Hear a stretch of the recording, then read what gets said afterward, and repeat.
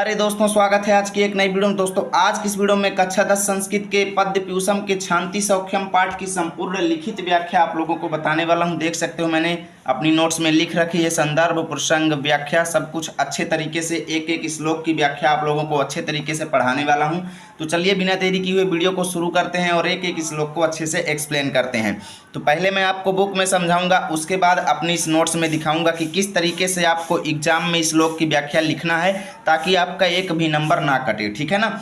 तो यहाँ पर तो सबसे पहले आपको बता देता हूँ यहाँ पर है क्या। ठीक है ना। तो यहाँ पर देख लीजिएगा, यहाँ पर दिया गया है कि प्रस्तुत पाठ में भीष्म पितामह के द्वारा युधिष्ठिर को दिए गए उपदेशों का कुछ अंश है। ठीक है ना। ये महाभारत से लिया गया है और महाभारत में जब भीष्म पितामह युधिष्ठिर को कुछ उपदेश देते हैं तो उन्हीं उपदेशों में से ये भाग यहाँ पर कुछ आपके कोर्स में दिए गए हैं। ठीक है ना। तो चलिए समझते हैं। तो यहाँ पर देखो पहला श्लोक क्या है। तो देखो पहला श्लोक है, यो दुर्लभतरम प्राप्य मानुषम द्विषते नरः धर्मावमंता कामात्मा भवेत सा खलु वंचते।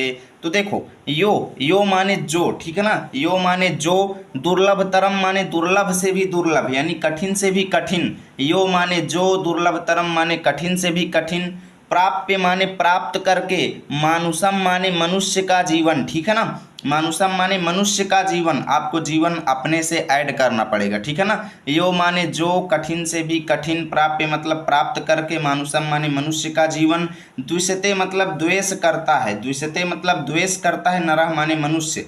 यानी कि देखो, जो मनुष्य कठिनाई से प्राप्त होने वाला मनुष्य का जीवन प्राप्त करके, द्विषते माने द्वेष करता है, यानी मनुष्य का जीवन बहुत ही ज़्यादा कठिनाई से प्राप्त होता है। ठीक है ना। आसानी से मनुष्य का जीवन नहीं मिलता। तो वही यहाँ पर लिखा गया है। यहाँ पर भीष्म पितामह युधिष्ठिर को उपदेश दे रहे हैं कि हे युधिष्ठिर, जो मनुष्य कठिनाई से प्राप्त होने वाले मनुष्य का जीवन पा करके द्वेष करता है, धर्मावमंता कामात्मा भवेत सा खलु वंचते। सा माने वह, धर्मावमंता, धर्मावमंता मतलब धर्म को ना मानने वाला। ठीक है ना। धर्मावमंता मतलब धर्म को ना मानने वाला। ठीक है ना। धर्म का अनादर करने वाला, कामात्मा, कामात्मा मतलब काम वासनाओं में आसक्ति रखने वाला, कामात्मा मतलब काम वासनाओं से लगाव रखने वाला, आसक्ति मतलब लगाव रखने वाला। ठीक है ना। काम वासनाओं से लगाव रखने वाला, भवेत माने होता है, और खलु माने स्वयं को, वंचते माने धोखा देता है, और एक दिन वह स्वयं को धोखा दे देता है। ठीक है ना। वंचते माने धोखा देता है, खलु माने स्वयं को, और एक दिन वह स्वयं को ही धोखा दे देता है। तो इसकी व्याख्या कैसे लिखेंगे अपनी नोट्स में मैं आपको समझा दूं ताकि आपका एक एक डाउट क्लियर हो जाए। ठीक है ना। तो एग्जाम में अगर आ जाएगा कि ससंदर्भ व्याख्या लिखो, तब आपको संदर्भ लिखना पड़ेगा, अन्यथा कोई जरूरी नहीं है। ठीक है ना। यो दुर्लभतरम एक तरफ, दूसरी तरफ खलु वंचते। संदर्भ आपको कैसे लिखना है। प्रस्तुत श्लोक हमारी पाठ्य पुस्तक संस्कृत के पद्य पीयूषम में संकलित छांति सौख्यम नामक पाठ से लिया गया है। प्रसंग देख लो। इस श्लोक में भीष्म पितामह युधिष्ठिर को उपदेश देते हैं कि इस संसार में मनुष्य जन्म पाकर द्वेष करने वाले मनुष्य की निंदा की जाती है। ठीक है ना। व्याख्या देख लो। जो मनुष्य अन्य जन्मों से अधिक दुर्लभ मनुष्य के जन्म को पाकर प्राणियों से द्वेष करता है, वह धर्म का अनादर करने वाला और वासनाओं में आसक्ति रखने वाला होता है, और वह अपने को धोखा देता है। ठीक है ना। चलिए चलते हैं अगले श्लोक पर। सांत्वेन अन्न प्रदानेन प्रियवादेन चाप्युत समदुख सुखो भूत्वा सा परत्र महीयते। सांत्वेन, सांत्वेन मतलब सांत्वना के द्वारा। ठीक है ना। सांत्वेन मतलब सांत्वना के द्वारा, अन्न प्रदानेन संधि विच्छेद कीजिए तो मिलेगा सांत्वेन अन्न प्रदानेन, मतलब सांत्वेन मतलब सांत्वना के द्वारा। सांत्वना क्या होती है, ढाढ़स। ठीक है ना, धैर्य। ठीक है ना। सांत्वेन मतलब सांत्वना के द्वारा, अन्न प्रदान यानी अन्न प्रदान के द्वारा। अन्न क्या होता है, दाना, जैसे गेहूं चावल इत्यादि सब अन्न होते हैं। ठीक है ना। अन्न प्रदानेन मतलब अन्न का दान के द्वारा। ठीक है ना। अन्न के दान के द्वारा। प्रियवादेन, प्रियवादेन मतलब प्रिय बोलने के द्वारा। ठीक है ना। चा माने और, अपि उत, अपि माने भी, उत माने वह, सम दुख सुखो भूत्वा, सम दुख सुखो मतलब सम माने समान होता है, दुख और सुख में, भूत्वा माने हो करके, यानी दुख और सुख में समान हो करके, सा माने वह, परत्र माने परलोक में भी, महीयते माने प्रतिष्ठा पाता है, सम्मान पाता है। क्या कहते हैं कि जो व्यक्ति, उत माने जो यहाँ से आप अर्थ निकालेंगे कि जो व्यक्ति सांत्वना मतलब सांत्वना के द्वारा और अन्न प्रदान के द्वारा, देखिए व्यक्ति जो होता है कैसे लिखेंगे, एक चीज़ शुरू से आपको बताता हूँ। ठीक है ना। व्यक्ति जो है सांत्वना के द्वारा, अन्न प्रदानेन मतलब अन्न के दान के द्वारा, और प्रिय बोलने के द्वारा, ठीक है ना, प्रिय बोलने के द्वारा, चा यहाँ से लेंगे, चा का मतलब और होता है, ठीक है ना, और प्रिय बोलने के द्वारा सम दुख सुखो, सुख और दुख में समान हो करके सा परत्र महीयते, यानी सा यानी वह यानी व्यक्ति, परत्र यानी परलोक में भी महीयते माने प्रतिष्ठा पाता है, यानी जो व्यक्ति सांत्वना करता है, अन्न का दान करता है, प्रिय बोलता है, दुख और सुख में समान होता है, वह परलोक में भी सम्मान पाता है, ठीक है ना। तो इसकी व्याख्या कैसे लिखेंगे, चलो आपको बताते हैं।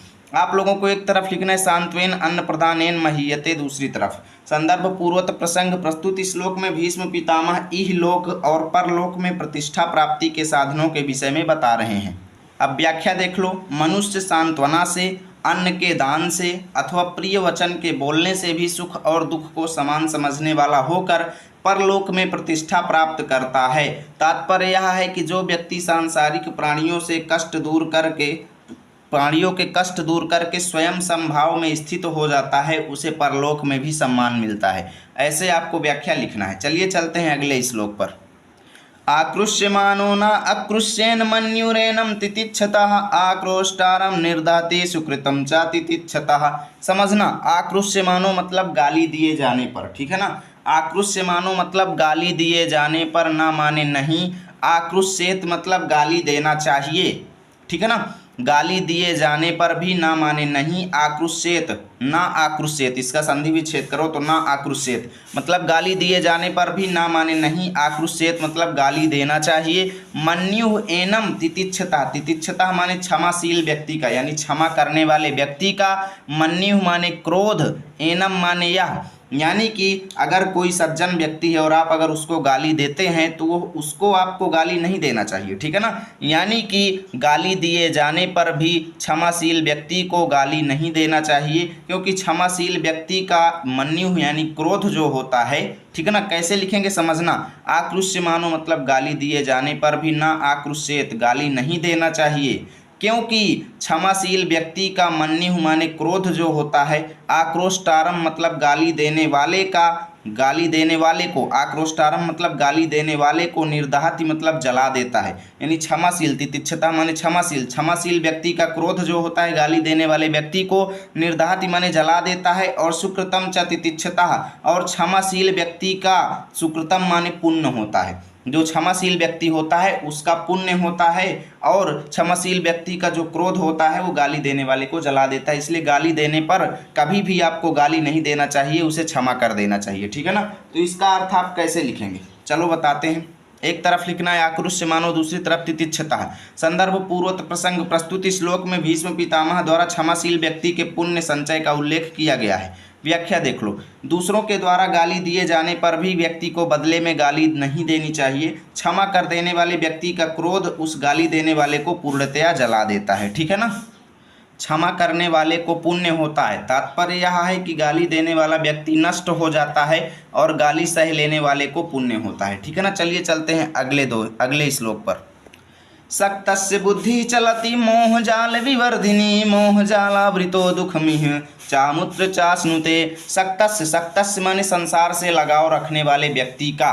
सक्तस्य शब्द का अर्थ क्या है, सक्तस्य माने आसक्ति वाला व्यक्ति। सक्तस्य का मतलब यही होता है, आसक्ति माने लगाव, यानी संसार से लगाव रखने वाले व्यक्ति का। बुद्धि माने बुद्धि, चलती माने चलती रहती है या गतिमान होती है।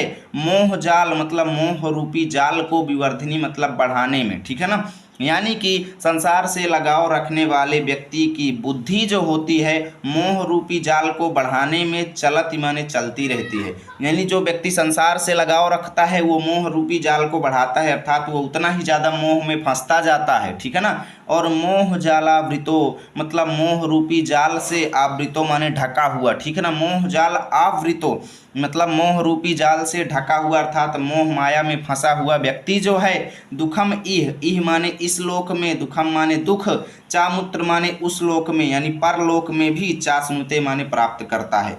यानी मोह जाल से ढका हुआ व्यक्ति जो है इस लोक में और परलोक में दुखम माने दुख को, चास्नुते मतलब प्राप्त करता है। तो इसकी व्याख्या कैसे लिखेंगे वो भी देख लीजिए।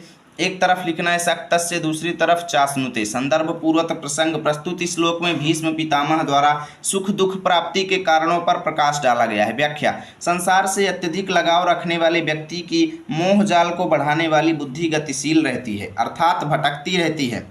मोह जाल में फंसा हुआ व्यक्ति इस लोक में और परलोक में भी दुख प्राप्त करता है। तात्पर्य यह है कि सुख चाहने वाले व्यक्ति को संसार से अत्यधिक लगाव नहीं रखना चाहिए। अब देखिए 5वां नंबर श्लोक, अतिवादां स्थितिच्छेद नाभिमन्येत कंचन क्रोध्यमानः प्रियं ब्रूयात् कृष्टः कुशलं वदेत। समझिए, अतिवादान, अतिवादान संधि विच्छेद कीजिएगा। अतिवादान मतलब मिलेगा कटु वचनों को, ठीक है ना। अतिवादान मतलब कटु वचनों को या बुरे वचनों को।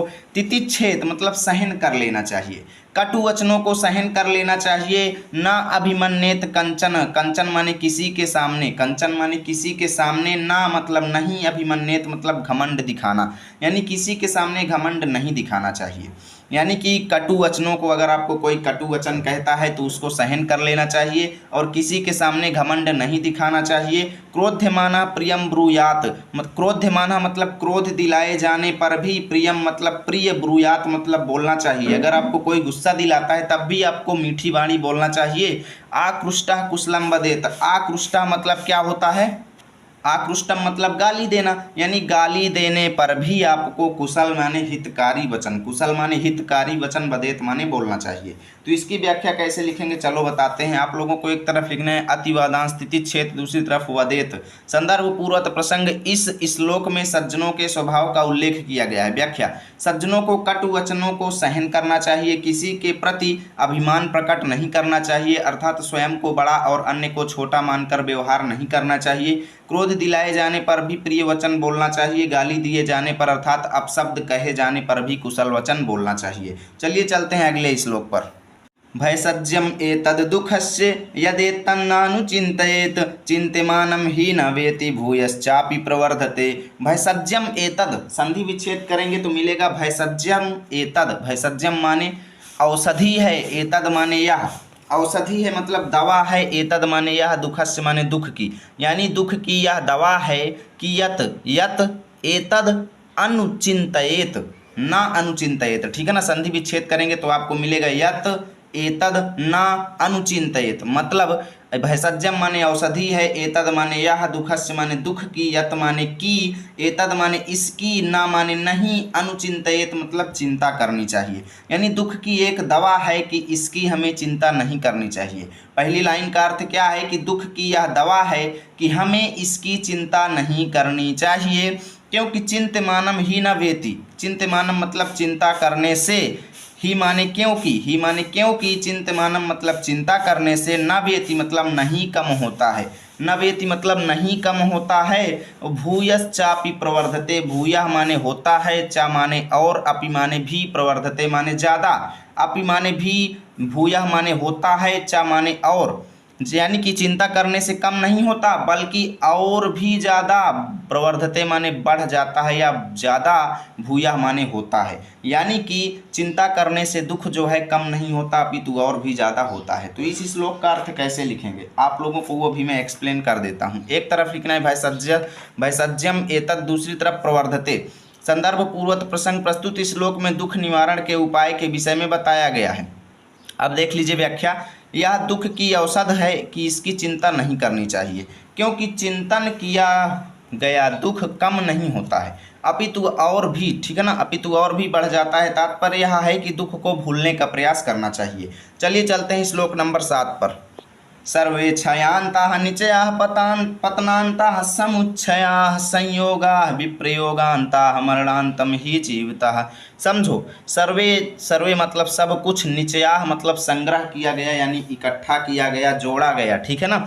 सर्वे मतलब सब कुछ, निचयाः मतलब इकट्ठा किया गया या संग्रह किया गया, क्षयांताः, क्षयांताः मतलब क्षय, अंतः मतलब क्षय के रूप में अंत हो जाता है, यानी आपने जिंदगी में जितना कुछ भी इकट्ठा किया है वो सब क्षय के रूप में अंत हो जाता है। सब सब यानी सब संग्रह किया गया जो चीज़ें होती हैं, आपने जिंदगी में जो कुछ भी संग्रह किया है वो सब कुछ क्षय अंतः, क्षय के रूप में अंत हो जाता है उसका। और पतनांतः समुच्छया, समुच्छया यानी बड़प्पन का, आपने जो बड़प्पन कमाया है वो सब कुछ भी पतन के रूप में अंत हो जाता है। पतनांतः मतलब पतन के रूप में अंत हो जाता है। आपके द्वारा अर्न किए गए समुच्छया मतलब बड़प्पन का पतन के रूप में अंत हो जाता है।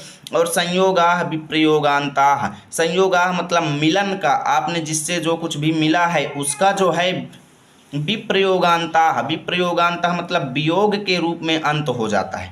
आपने जिससे जिससे मिलन किया है उसका वियोग के रूप में अंत हो जाता है। और मरणांतम ही जीवितम, मरणांतम मतलब मृत्यु के रूप में अंत हो जाता है, जीवितम मतलब जीवन का। ही माने निश्चय ही, ठीक है ना, यानी निश्चय ही जीवन का अंत जो है मृत्यु के रूप में हो जाता है। अर्थात ये जीवन जो है पूरा नश्वर है। आपने जो कुछ भी संग्रह किया वो क्षय के रूप में उसका अंत हो जाता है। आपने जो बड़प्पन हासिल किया उसका पतन के रूप में अंत हो जाता है। आपने जिससे मिलन किया उसका वियोग के रूप में अंत हो जाता है। आपके जीवन का मृत्यु के रूप में अंत हो जाता है। अर्थात ये जीवन पूरी तरह से नश्वर है। अब इसकी व्याख्या कैसे लिखेंगे देख लो। एक तरफ लिखना सर्वे क्षयांतः, दूसरी तरफ ही जीवितम। संदर्भ पूर्वक प्रसंग प्रस्तुत श्लोक में जीवन में सुख दुख से संबंधित स्थितियों के साथ साथ रहने तथा अंततः सभी स्थितियों का निवारण ढूंढने की बात कही गई है। व्याख्या देख लो। सभी संग्रह क्षय में अंत वाले हैं अर्थात नष्ट हो जाने वाले हैं। सभी ऊंचाइयां पतन में अंत वाली हैं अर्थात सभी पतन को प्राप्त हो जाने वाली हैं। सभी संयोग वियोग में अंत वाले हैं अर्थात सभी मिलने वाले अंत में बिछुड़ जाने वाले हैं। सभी जीवधारी अंततः मृत्यु को प्राप्त हो जाएंगे। तात्पर्य यह है कि सब कुछ एक दिन समाप्त हो ही जाने वाला है, तब इसके लिए व्यक्ति को नाना प्रकार के कुकर्म नहीं करने चाहिए। ठीक है ना, चलिए चलते हैं अगले श्लोक पर। दमः क्षमा धृतिस्तेजः संतोषः सत्यवादिता ह्रीर्हिंसा व्यसनिता दाक्ष्यम चेति सुखावहाः। दमः, दमः माने दमन करना। दमन करना किसका? इंद्रियों का। इंद्रियों का दमन मतलब अपने मन में उठने वाले अनेक विचारों को नष्ट करना, यानी कि अपने इंद्रियों को बस में करने वाले को दमः यानी दमः माने दमः कहा जाता है। यानी कि जो अपने इंद्रियों को बस में कर लेता है उसको दमः कहा जाता है। अब दमः शब्द का मतलब ये हुआ कि अपने विचारों को नष्ट करना। ठीक है ना, अपने मन में उठने वाले विचारों को नष्ट करना। कामा लगा कर लिखेंगे क्षमा करना। धृति माने धैर्य और तेजा यानी धैर्य तेज। संतोष सत्यवादिता मतलब सत्य बोलना। ह्रीह, ह्रीह माने लज्जा और ह्रीह अहिंसा, संधि विच्छेद करो तो मिलेगा ह्रीह अहिंसा यानी कि लज्जा। फिर कामा लगा कर लिखेंगे अहिंसा। और अव्यसनिता, अव्यसनिता मतलब व्यसनों से रहित यानी जिसके अंदर व्यसन ना हो। ठीक है ना, यानी अव्यसन यानी व्यसनों से रहित। दाक्ष्यम मतलब दक्षता। ठीक है ना, दक्षता यानी किसी चीज को करने में कुशलता। किसी चीज को करने में कुशलता को ही दक्षता कहा जाता है। जैसे अगर कहा जाए कि आप मैथ में दक्ष हैं तो इसका मतलब है कि आपको मैथ का संपूर्ण नॉलेज है। ठीक है ना, यानी कि दक्षता। चा माने और, इति माने यह, सुखावहा मतलब सुख प्रदान करने वाले होते हैं। यानी इंद्रियों को बस में करना, क्षमा करना, धैर्य, तेज, संतोष, सत्य बोलना, लज्जा, अहिंसा, अव्यसन और दक्षता, ये सब चीज़ें सुखावहा मतलब सुख प्रदान करने वाली होती हैं। यानी सुख प्रदान करने वाली कौन कौन सी चीज़ें होती हैं ये सब इसमें बताया गया है। तो इसकी व्याख्या कैसे लिखेंगे? आप लोगों को एक तरफ लिखना है दमः क्षमा, दूसरी तरफ सुखावहा। संदर्भ पूर्वक प्रसंग प्रस्तुत श्लोक में मानव जीवन को सुखी बनाने वाले गुणों पर प्रकाश डाला गया है। व्याख्या। मन और इंद्रियों को बस में रखना, क्षमा, धैर्य, तेज, संतोष, सत्य बोलना, लज्जा, हिंसा न करना, व्यसनों से रहित होना और कार्य की कुशलता, ये 10 गुण सुख देने वाले हैं। तात्पर्य यह है कि इन गुणों से युक्त व्यक्ति कभी दुखी नहीं होता। चलिए चलते हैं अगले श्लोक पर। ये क्रोधम सन्नियछन्ति क्रुद्धान संस्मयन्ति च न कुप्यन्ति च भूतानां दुर्गान्यन्ति तरन्ति ते।